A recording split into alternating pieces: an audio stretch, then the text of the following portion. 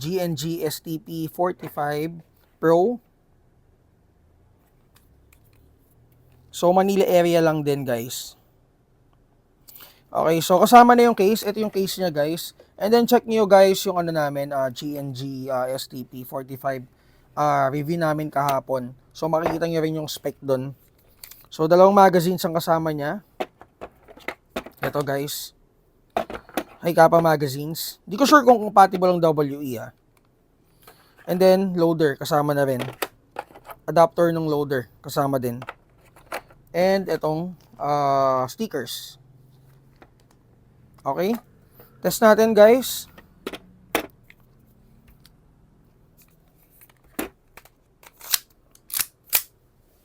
Chrono test tayo, firing. Lakas ng blowback.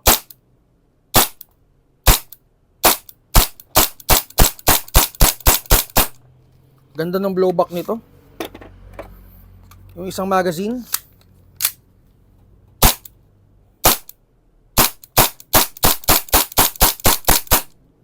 Okay. So, thank you, sir. Again, GNG STP45 Pro.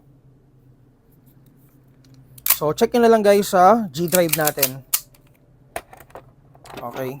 And then next, ito, COD, guys, going to Butuan para kay Sir Harrison. So, shoutout kay Sir. LT15CT Gen 3. Polymer receiver, polymer front assembly, naka-suppressor, front and rear sights kasama na.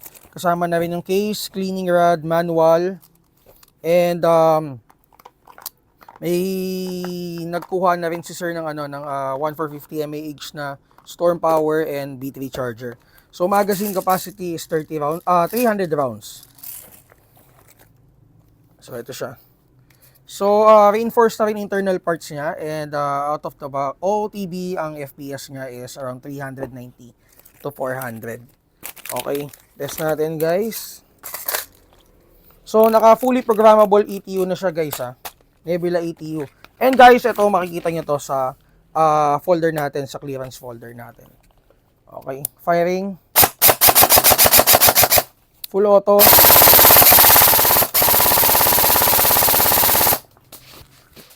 Okay.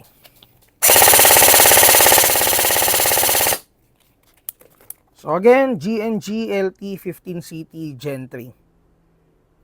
Okay, so check nyo na lang, guys, sa clearance